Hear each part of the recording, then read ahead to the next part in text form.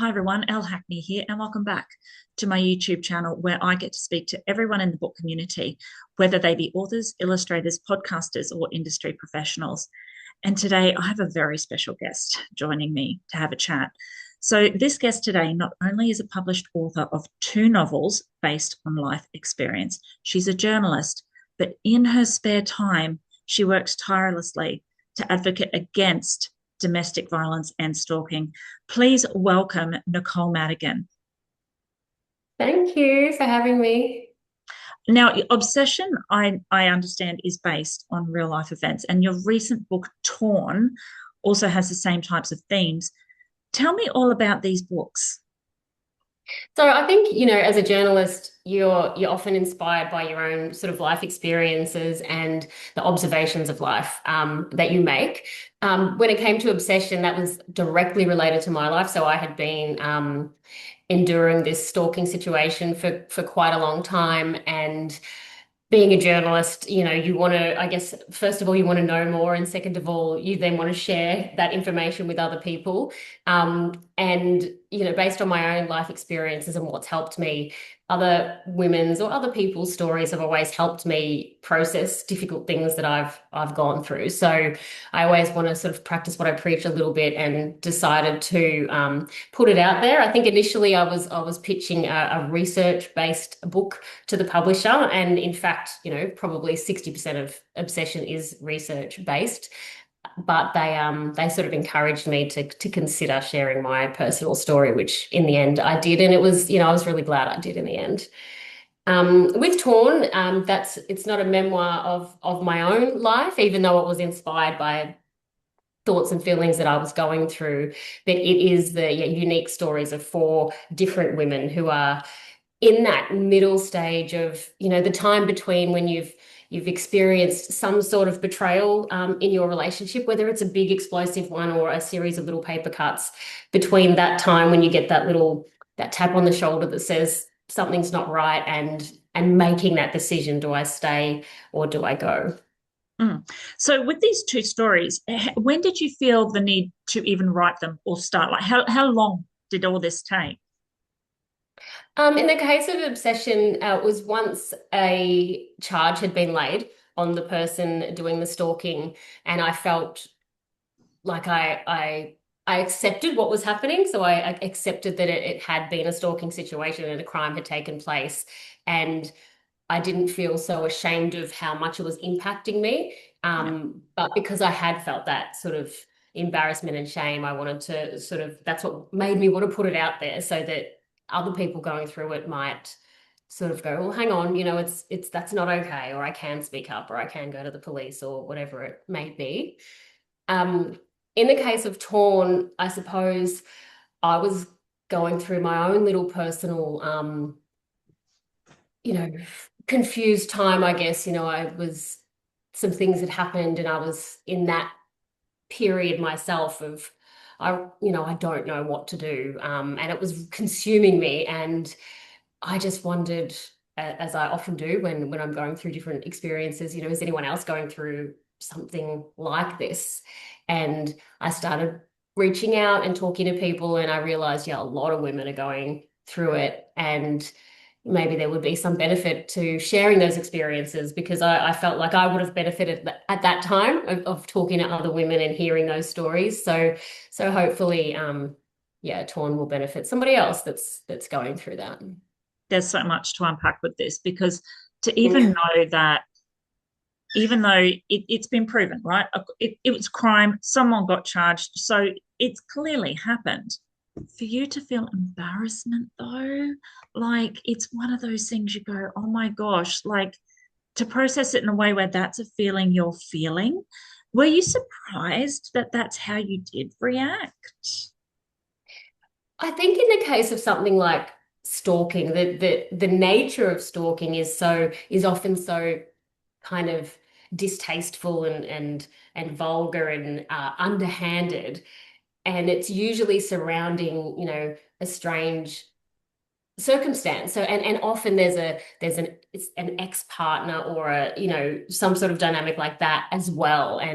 And stalkers often use personal attacks and personal information that's twisted into lies. So, you know, you're spending a lot of time not wanting people to see these things or hear these things because you worry about your reputation and your relationships and whether people will believe you, because it's often gone on for quite a while before you decide to start taking it seriously. And by that point, you're kind of entrapped in in what they've created already. So I think that's where the shame comes in, you know, and also that feeling of, oh, you know, sticks and stones, you should be able to, when it's not a physical attack, you should be able to maybe rise above it. You know, in my case, it was a female as well.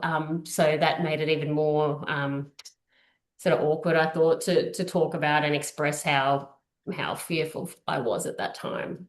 Yeah, it's actually one, and unless you've been through it, because it's easy to listen to someone else's story and go, well, I'll just be angry, or you know, but you don't know that those feelings can surface until you've actually gone through it. So Mm. pitching something that's I couldn't imagine actually what you've been through, but pitching that, how did you go actually putting that in front of a publisher's eyes? So it was an interesting situation. I happened to be introduced to my agent, Jean Rickmans, via another reason. She had contacted me as a journalist from her position of on the board of a charity, and we just got to talking. And I was telling her about what I had been through, and that I was doing a lot of research on stalking, and that, you know, what did she think of the idea of a sort of a book that shared all the information about what stalking is and what it meant, because it was really fascinating to me. Um, and she liked the idea, but yeah, as I said, she also sort of mentioned that, what about your story? What about talking about that? How would you feel about it? And I didn't really know at that stage. So she sort of suggested, what if I just put a couple of chapters down, write something and see how I felt about it? And so I did that. And it was, you know, I actually found the process really therapeutic. I was able to be really, really honest in a way that's much easier to do in from pen to paper as it is speaking out loud. And yeah, so she, once I did that, she put that in front of a couple of publishers, and Pantera got on board really quickly. So it was just one of those kind of meant to be things that unfolded in that kind of organic way. Yeah, and how healing as well. So have someone, Mm. you know, encourage you to say, no, no, your story needs to be told, and then to put those words on the paper and feel them. Yeah. It's Yes. it's quite healing. How did you go with privacy though? Because I understand, like, because it's a crime, it's been documented. How did you go with that? What could be said, what couldn't be said? Um, yeah, it was a crime, so that obviously helps in terms of being able to be a little bit more forthright and detailed with what had happened. Um, but we did decide to change all of the names, just to make sure nobody was identified. And, you know, because people have families and there's children, and, you know, there could be quite a ripple effect in identifying somebody, even if they sort of, you know, deserve to be identified. You know what I mean? If they've done Uh, the wrong, if they're a criminal, you know, people often say, you know, they've done the crime, like identify them. But there is a ripple effect in doing that, and this person had children and family as well. So it didn't feel right to be identifying anybody in that way. But that being said, with all the names changed and no physical descriptions and that sort of thing, or identifying jobs or anything like that, I was able to then be very honest, and include, you know, or basically verbatim text messages and images and conversations and things like that, because yeah, there was a legal protection there as well, because those things, they did happen and they were proven to have happened. Yeah. mm. Do you feel your journalistic background helped you? Oh, definitely. Yeah, it definitely did. It just gives you that sense of that sort of natural sense of what you can and can't say, and how to word things in a way that can get a message across without you know, causing too much damage, and protecting everyone who needs protection.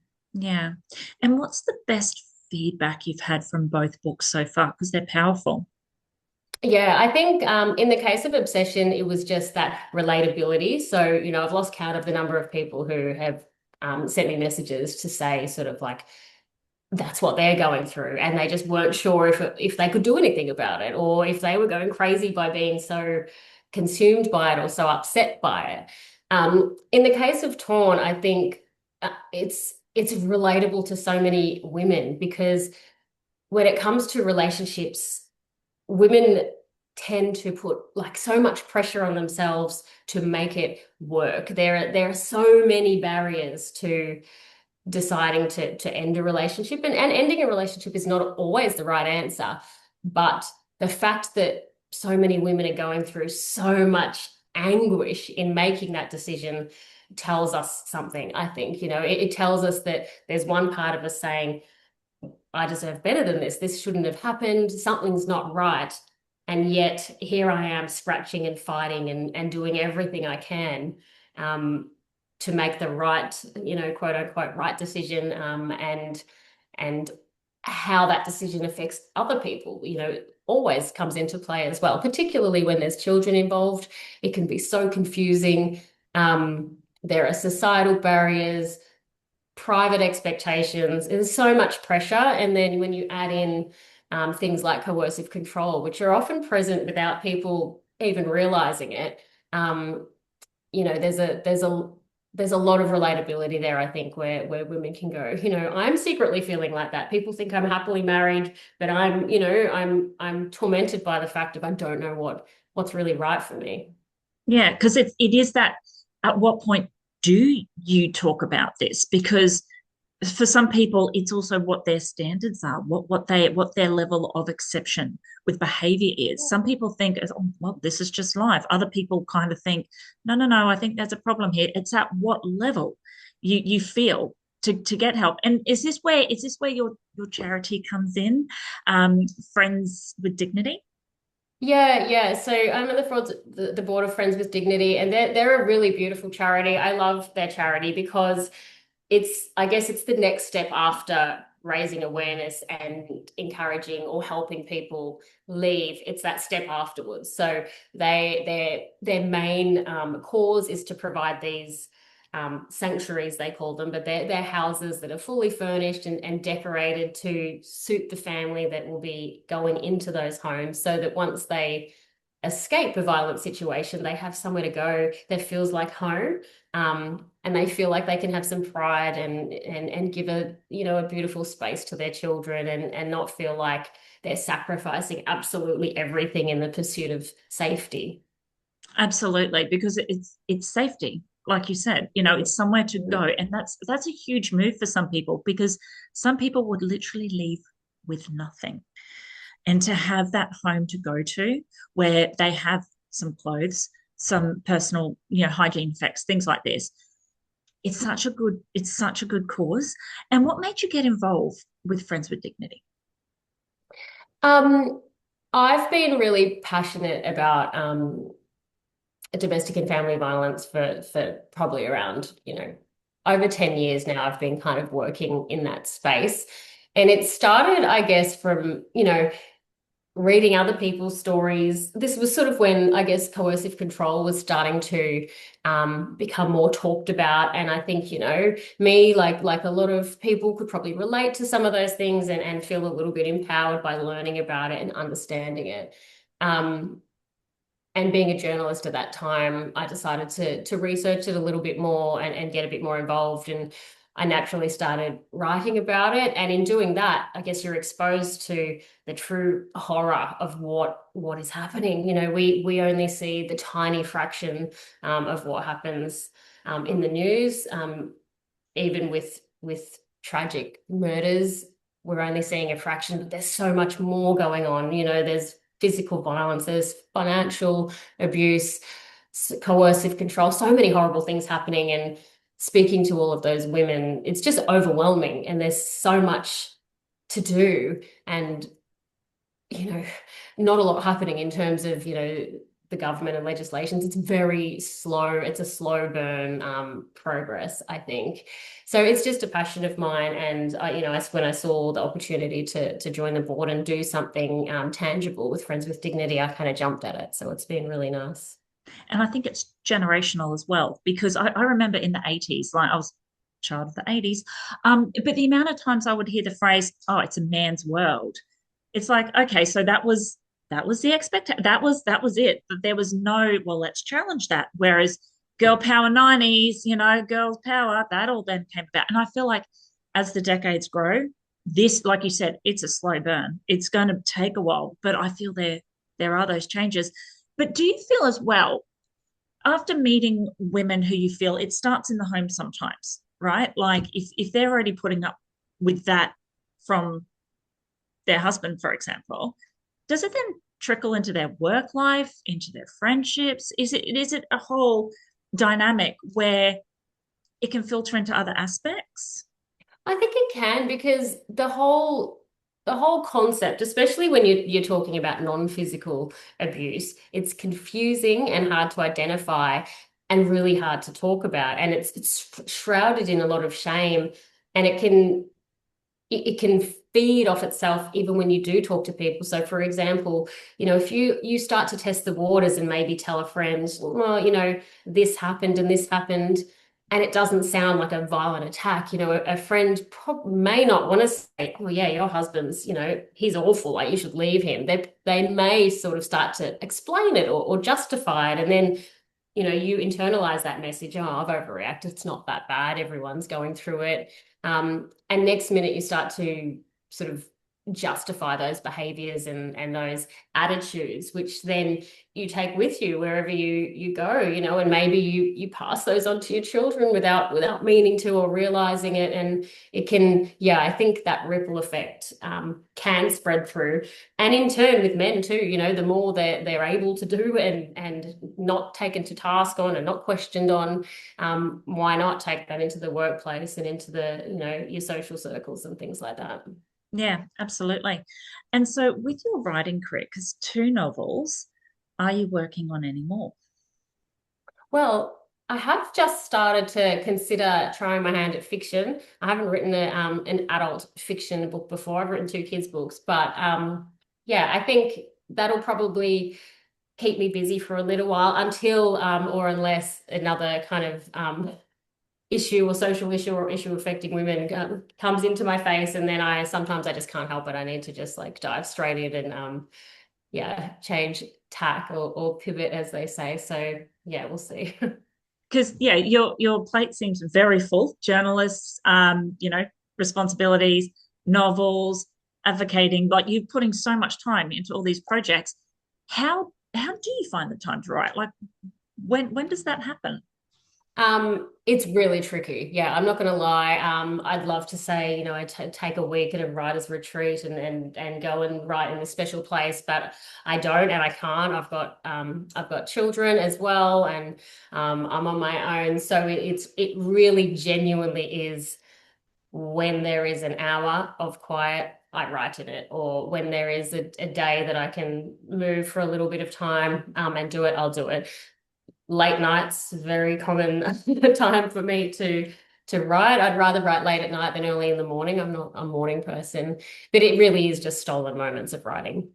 Yeah, Yeah. yeah. So advice for anyone out there starting this journey who feels I have a story, but gosh, when do you find the time? So some weeks you do and some weeks you don't. Yeah, I think it's just accepting that. Yeah, I think, they're probably, if you can call on people, great. Like if you've got access to help or people to look after your children or give you that quiet space, that's amazing. I've had, moments in the past, like when I was writing Obsession, my lifestyle was a little bit different. So the structure would be different. It's really just what am I doing at that time, and when can I do it, and how important is it to me to do. So I think it can be tough, and then it's important after the process. I think if you're really burning the candle at both ends, to have a break, and let yourself stop for a little minute. But yeah, it's tricky, but it can be done. Yeah. And how do you go with networking in this industry?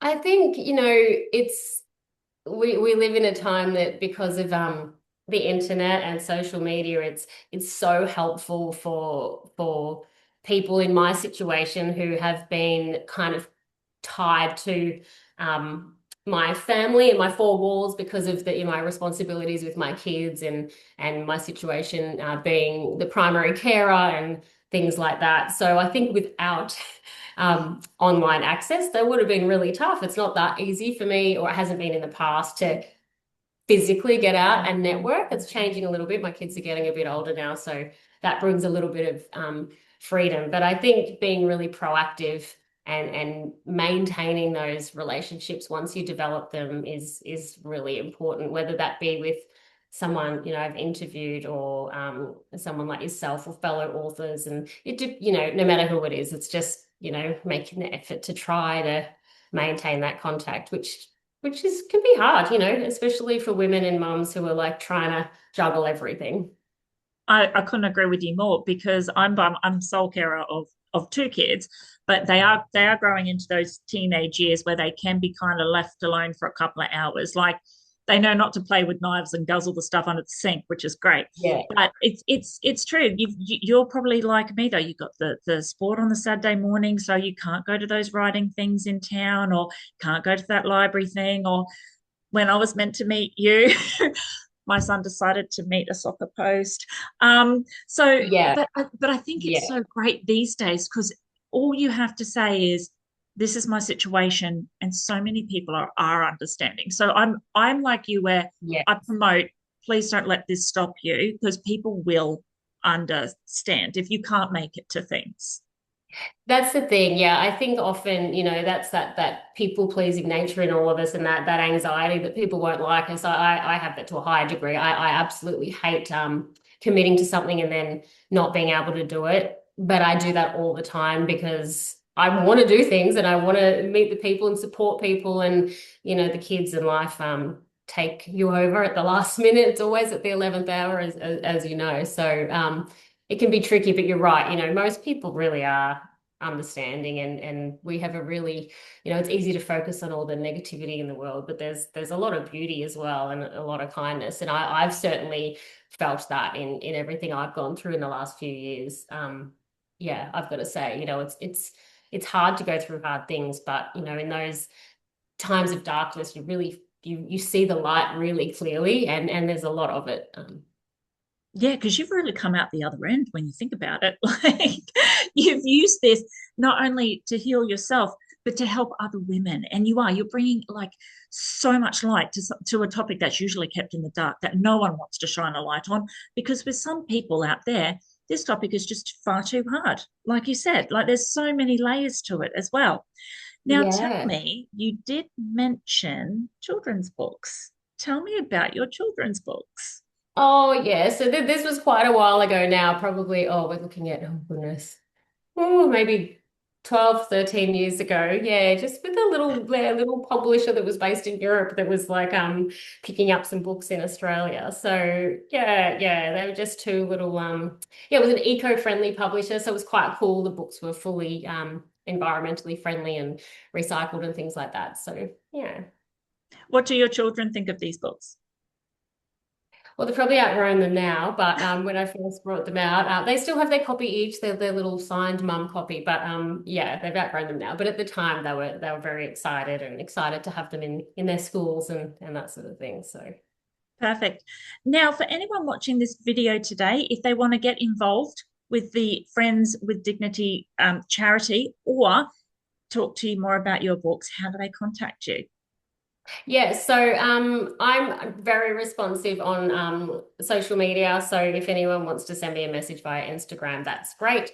Same with email; it's all listed on my website. I'm more than happy to have emails or DMs. And as far as Friends with Dignity goes, it's friendswithdignity.org.au. And you can help in a number of ways, whether it's volunteering or donating even something small like a toaster. It's yeah, there's a lot of small easy things to do that make a big difference to these women and children.